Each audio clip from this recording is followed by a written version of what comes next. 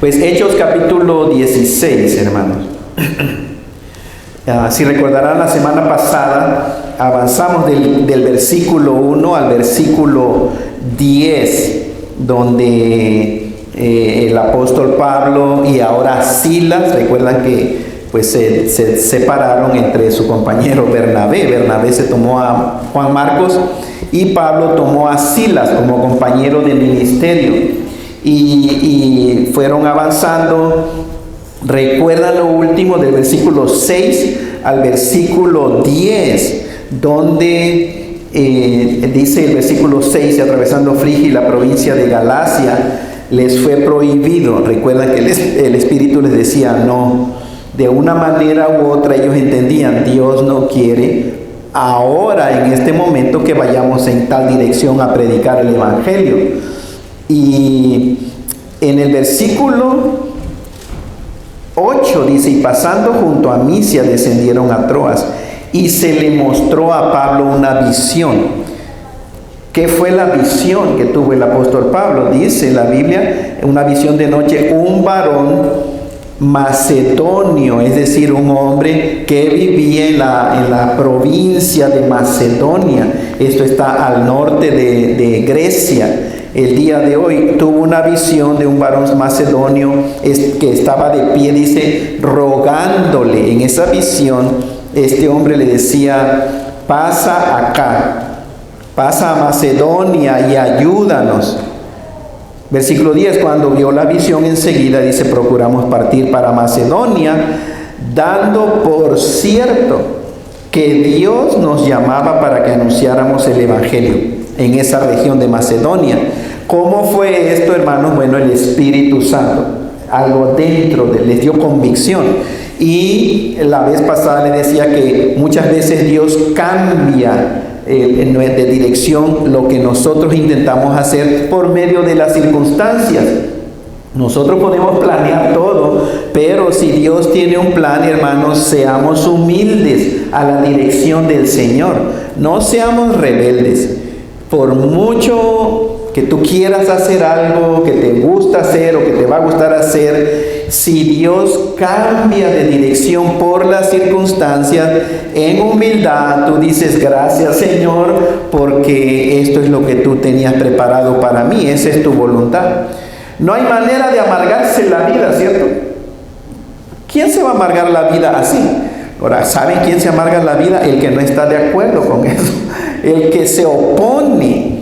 No ve que Dios lo está guiando en otra dirección y quiere a fuerza hacer lo que Él quiere hacer. Y por eso hay gente amargada y cristianos amargados, porque piensan que ser cristiano significa que todo lo que yo quiero hacer me va a suceder o va a suceder. Y no es así, hermanos. El apóstol Pablo y Silas sabían que Dios dice, dando por cierto que Dios nos llamaba para que les anunciáramos el Evangelio a toda esta región de Macedonia. Voy a leer ahora el versículo 11 al versículo 15, porque algo interesante relacionado al bautismo también. Pero dice la Escritura: zarpando pues de Troas, vinimos con rumbo directo a Samotracia, y el día siguiente a Neápolis, y de allí a Filipos, que es la primera ciudad de la provincia de Macedonia y una colonia, y estuvimos en aquella ciudad algunos días. Y un día de reposo salimos fuera de la puerta junto al río, donde solía hacerse la oración, y sentándonos hablamos a las mujeres que se habían reunido. Entonces una mujer llamada Lidia, vendedora de púrpura de la ciudad de Tiatira, que adoraba a Dios, estaba oyendo, y el Señor abrió el corazón de ella para que estuviese atenta a lo que Pablo decía. Y cuando fue bautizada, Lidia, hermanos, y su familia, nos rogó diciendo: si han juzgado que yo sea fiel al Señor, entrad a mi casa y posad. Y nos obligó a quedarnos. Esa es la palabra de Dios. Recuerden, es evento histórico verídico. No es religión, también incluye religión, es el temor de Dios, pero es importante entender que esto no es ficción, esto no es invento. Un historiador, uno de los más grandes historiadores llamado Lucas, es el que registró eso. De hecho, historiadores del día de hoy van a la Biblia porque saben que es registro histórico verídico. Esto sucedió. Y hermanos, existe la ciudad de Filipos. Está todavía destruida el día de hoy. Existe la región de Macedonia. El día de hoy pueden hacer un viaje turístico a las ciudades que el apóstol Pablo visitó, y uno va a la ciudad de Macedonia. La ciudad de Filipos existe. Está toda tirada. Está la entrada principal a la ciudad de Filipos. Está clausurado porque ya no entra la gente por ahí, pero los turistas entran por otro lado. Ahí está la entrada principal. Y adelante de la entrada principal está el piso del Agora Market o del mercado. 100% seguro que el apóstol Pablo anduvo en ese mercado que ahorita está, hermano, tirado, todo es piedra, porque ellos lo que hacían era el piso, son bloques de roca. O sea, no hay manera de que se va a echar a perder. Lo único que sucede de tanto que pasa la gente es que se pone lisito y brilla. Pero ahí está esos lugares. Ahí está el río donde esta mujer fue bautizada. Toqué el agua, hermano, con mi esposa en el 19. Es un río, obviamente ha cambiado la estructura, la geografía del río, pero ahí está. Y a orilla del río hicieron una capilla a Lidia, y ahí todavía va gente a orar y van a cantar, creyentes cristianos, el día de hoy. Esto es verídico, esto sucedió. Y el apóstol Pablo dice, la escritura, que fue con Silas, hermanos, dice versículo 13, un día de reposo. O sea, un día, el Shabbat judío, sábado, salimos fuera de la puerta junto al río, donde solía hacerse la oración.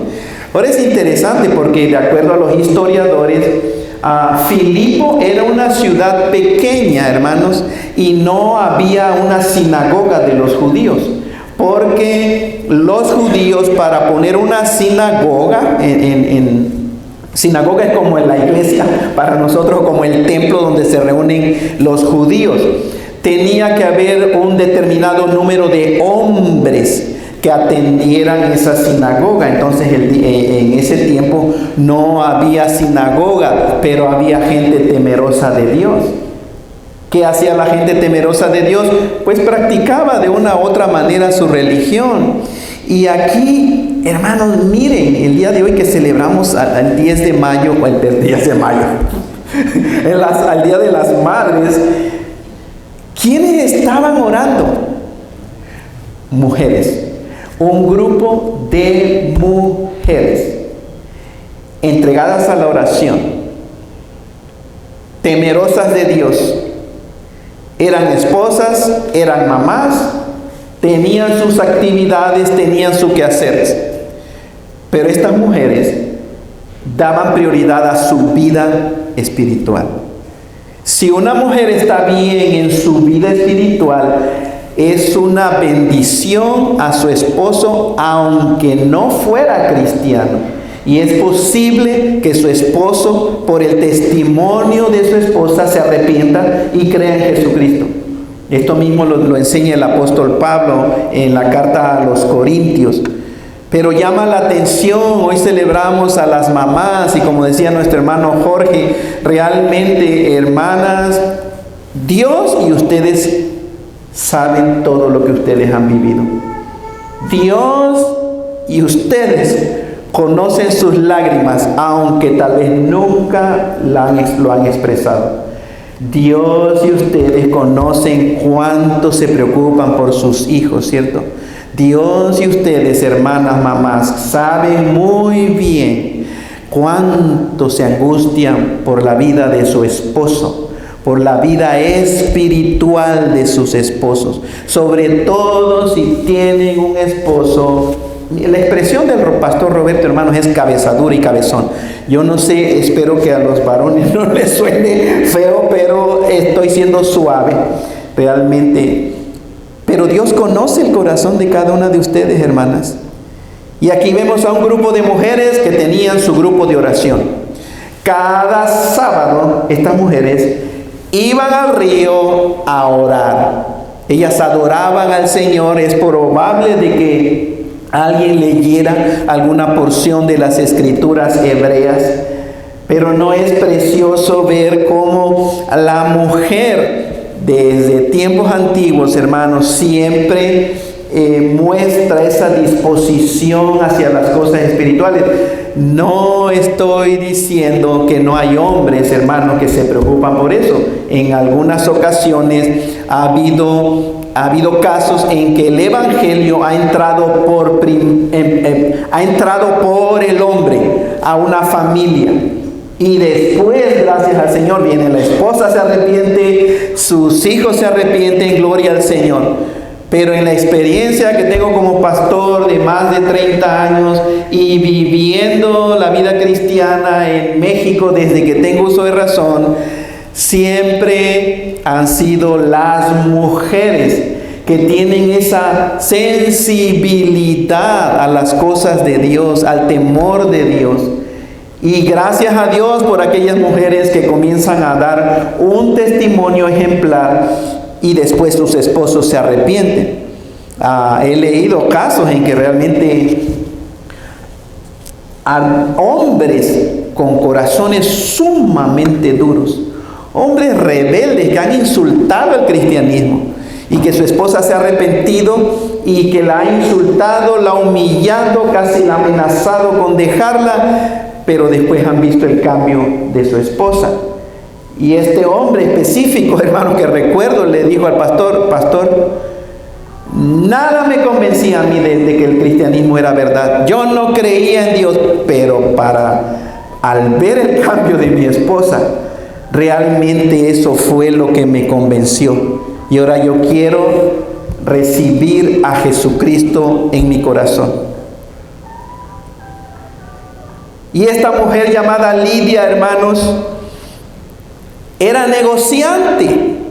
¿Qué vendía Lidia?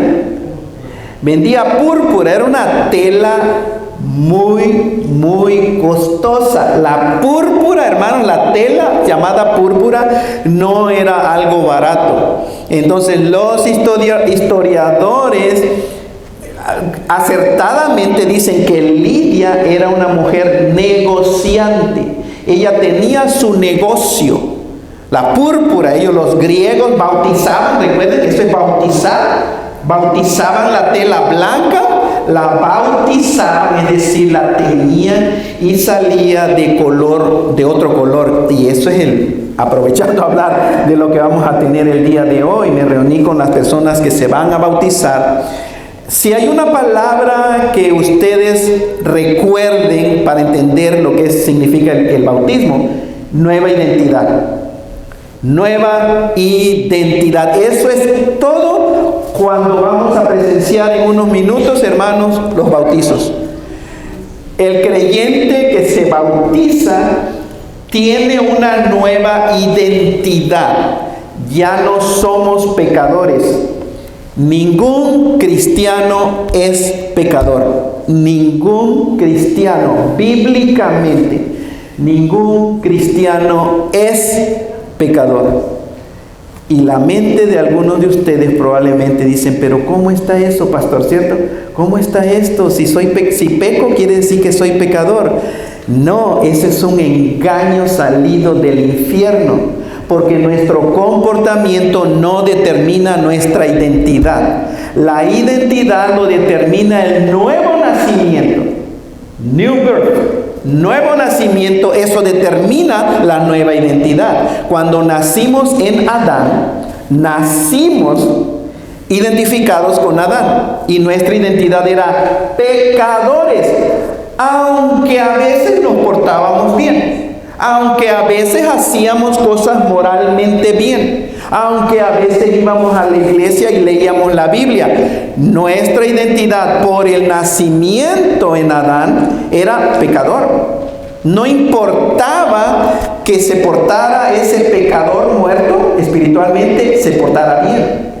Y cuando nos arrepentimos y recibimos la vida resucitada de Jesucristo, somos bautizados en el cuerpo de Cristo. Y el nacimiento determina nuestra identidad. Ahora, como identidad, ya no somos pecadores, somos hijos de Dios. Somos santos, somos perfectos, somos justos, somos limpios y sin mancha a los ojos de Dios. Identidad, porque ya experimentamos un nuevo nacimiento. ¿Nos portamos perfectamente? No. Así como el pecador podía hacer cosas buenas, pero era pecador, el creyente, el santo, a veces tristemente hace cosas que no son buenas, hace cosas malas. Pero la identidad nunca cambia, hermanos y hermanas. Y por eso es importante que entendamos eso. Porque cuando sabemos que cometemos pecados de acuerdo a la Escritura en Romanos capítulo 7, el apóstol Pablo dice: lo bueno que yo quiero hacer, no lo hago. Y lo malo que aborrezco y no quiero hacer, eso mismo hago. Pero ¿saben qué concluyó el apóstol Pablo? Dice: y sé que no lo hago yo, sino es el pecado que mora en mí. En mí, el Hijo de Dios, la nueva identidad, está el querer hacer el bien. Siempre. ¿Escucharon eso, hermanos y hermanas? Los hijos de Dios siempre, siempre, siempre queremos hacer lo bueno. Nunca, nunca, nunca queremos hacer lo malo, los hijos de Dios. Y cuando fallamos o cometemos pecado, ¿sabes? En tu mente, o aun cuando viene la tentación, hermano, gracias Señor que no soy yo. Ese yo no soy. Yo soy un hijo de Dios, yo soy santo, pero es el pecado que mora en mí. Gracias Señor, no tengo que obedecer. Es la fuerza, el poder del pecado que me impulsa o me quiere que yo haga lo malo. Pero gracias Señor, porque no soy yo, yo soy hijo de Dios. ¿Y qué, Señor, es lo que tú quieres que yo haga? Ya sé, Señor, glorificar tu nombre. Eso no es para mí, porque eso es el poder del pecado. Esta mujer, Lidia, hermanos, era negociante. Tenía su negocio, y su negocio era vender una de las telas más caras de ese tiempo, la púrpura. ¿Tenía dinero? Créanme que Lidia tenía dinero, y es posible que Lidia es una de las mujeres que apoyaron financieramente el ministerio de los apóstoles, porque tenía mucho dinero. Pero Lidia, hermanos, no la absorbía su negocio. Lidia era una mujer que amaba a Dios, adoraba a Dios. Y Lidia hacía todos sus negocios de domingo, probablemente hasta el viernes. Ella no hacía citas, hermanos, los días de reposo. Porque para ella era importante su vida espiritual y era importante honrar a Dios. Y si queremos extender la vida de Lidia, dijéramos, Lidia no hacía citas el día de reposo, porque ella ya lo tenía definido para ir al grupo de mujeres a orar y adorar al Señor. No decía, bueno, nada más te la voy a mostrar, y está bien un sábado que no vaya a la reunión de oración, vamos a hacer negocio. Además, este mercader que está pasando, él me va a comprar mucha tela y va a hacer un negociazo. No, hermanos. Lidia era una mujer temerosa de Dios. Ahora vean lo que, si están leyendo conmigo, miren lo que sucedió por su entrega al Señor. Conoció a Jesucristo como el Hijo de Dios. Fue salva porque estaba entregada, hermanos y hermanas, a la vida espiritual, una vida de oración. Y el Señor, estando ahí cuando el apóstol Pablo predicó el Evangelio, Lidia puso atención, obviamente se arrepintió, obviamente aceptó el mensaje del Evangelio de la gracia de Dios. Y obviamente su familia también, porque la Biblia dice, vean en el versículo 15, cuando fue bautizada en ese río que les digo que ahí está todavía, y su familia también fue bautizada. ¿Por qué? Porque creyeron en Jesucristo. No existe bautismo de infantes, aprovechando para decir realmente en el cristianismo evangélicos generalmente no se bautiza infantes, porque un infante nunca fue bautizado bíblicamente. Tiene que tener entendimiento el ser humano de que realmente entiende su condición de muerte espiritual y su esperanza en Cristo Jesús. Un bebito no entiende nada.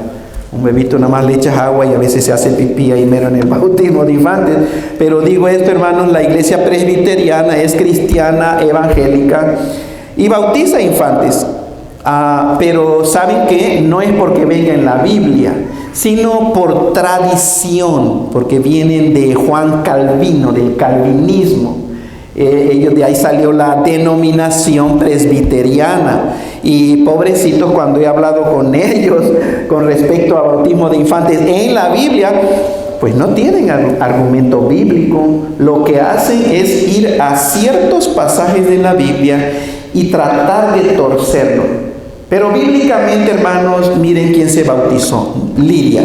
¿Por qué? Porque entendió el mensaje del Evangelio. Su familia obviamente tiene que haber sido gente que entendió el mensaje del Evangelio y se arrepintió.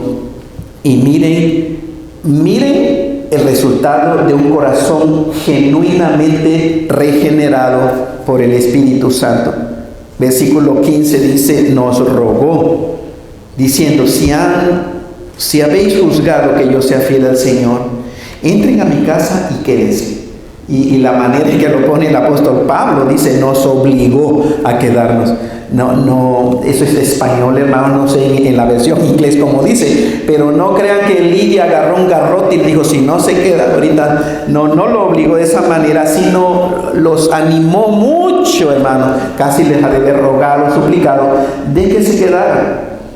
Ahora, ¿para qué quería Lidia que se quedaran? Es verdad de que en ese tiempo la cultura era de que hospedaban, la hospitalidad era muy importante, pero Lidia quería seguir escuchando, ¿cierto?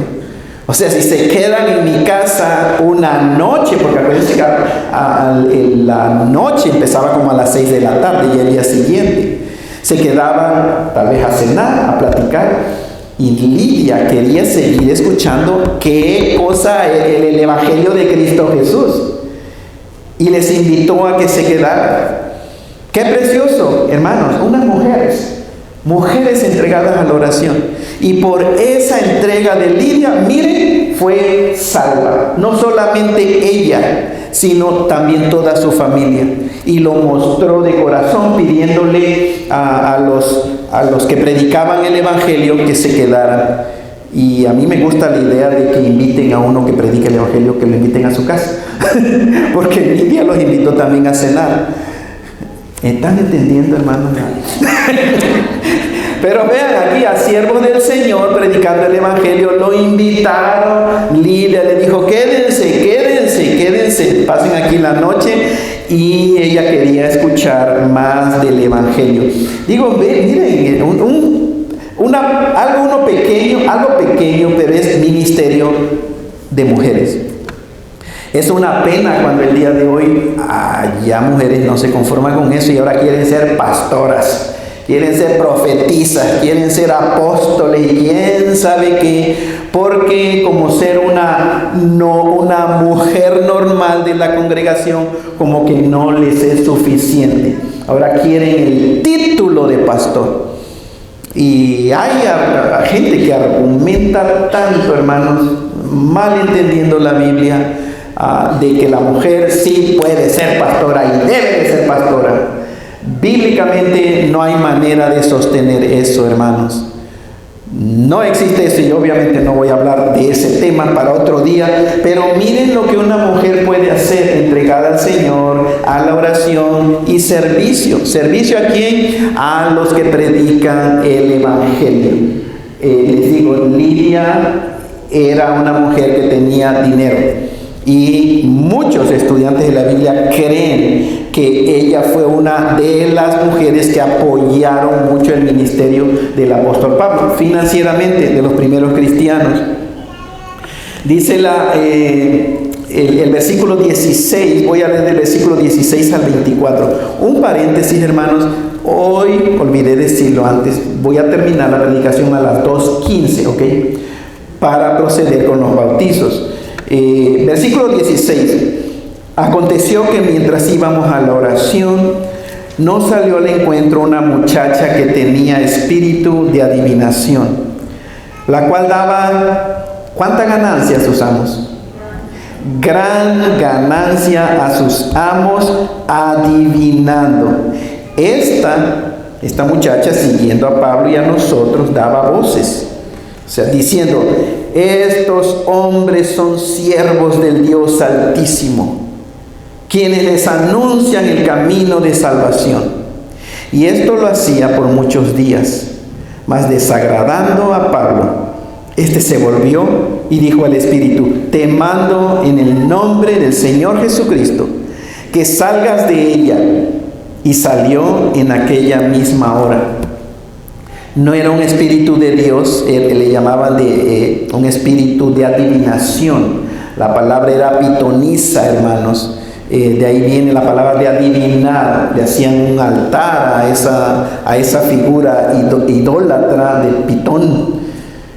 ¿Y qué es lo que sucedió? Bueno, esta mujer, por un espíritu no de Dios, era del enemigo. Ahora, cuando dice adivinaba, uno inmediatamente piensa adivinaba el futuro. Pero aquí no dice necesariamente que tenía un espíritu de adivinación y que decía el futuro. Adivinaba en el sentido de eventos que ya sucedían. Él es hijo de fulano de tal.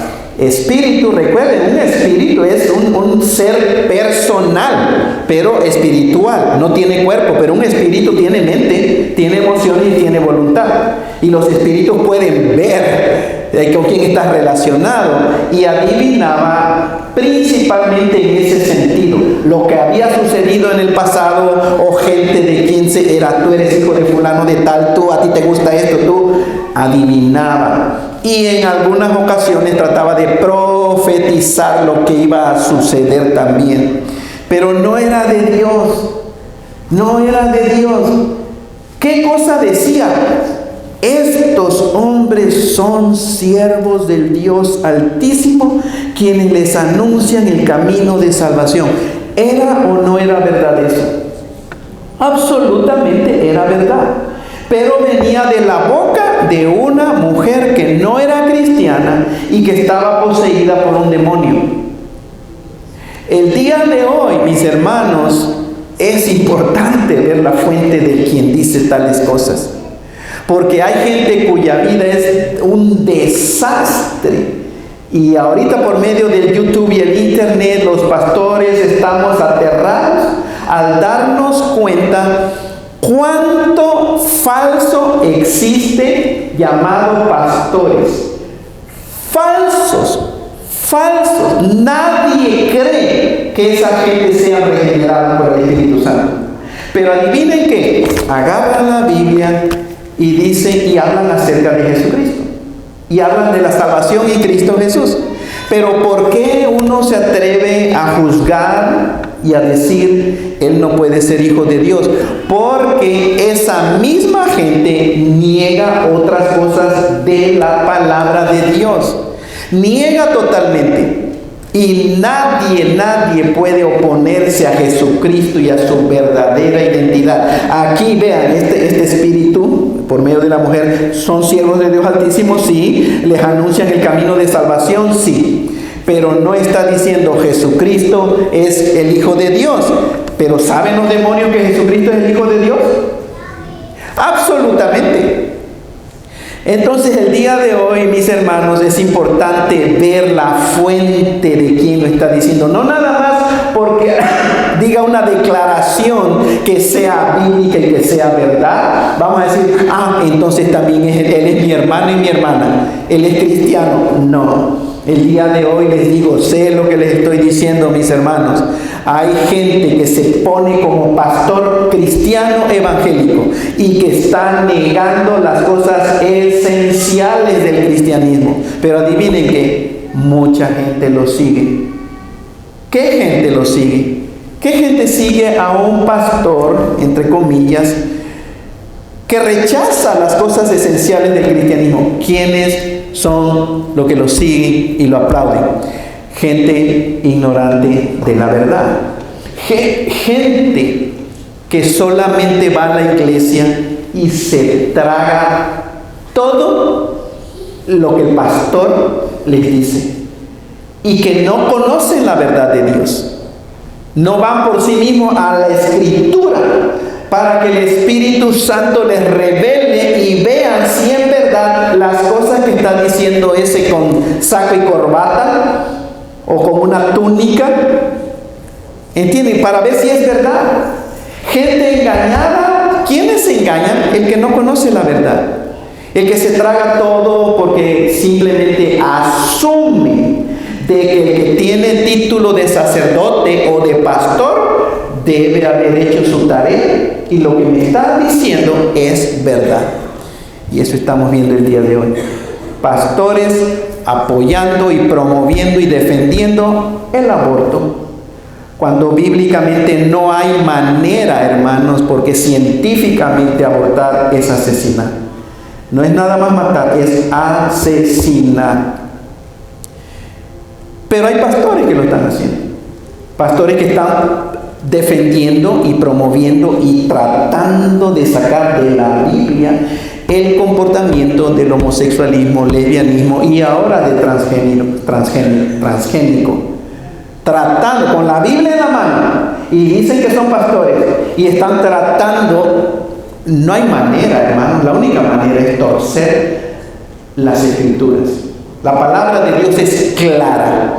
Pero cuando el enemigo te pone una duda en tu mente por fuentes fuera de la Biblia y tú no estás firme y preparado en el Señor, obviamente es posible de que tú te tragues esa mentira. Aunque seas cristiano.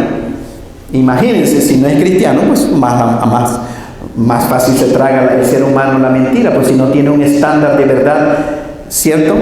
Si la verdad es lo que tú sientes en tu corazón, la verdad es lo que tú piensas que es verdad. Si no tienes el estándar absoluto, perfecto, completo y final, que es la Biblia, entonces ¿cómo vas a medir si eso, lo que acabo de mencionar y otras cosas, son buenas o son malas? Si no tienes un estándar absoluto, el único estándar absoluto es tu opinión personal. Por eso el mundo está como está. Pero los hijos de Dios no nos debemos de engañar tan horriblemente. En los minutos 5 que nos quedan, hermanos, del versículo 19, miren, cuando salió el espíritu de adivinación,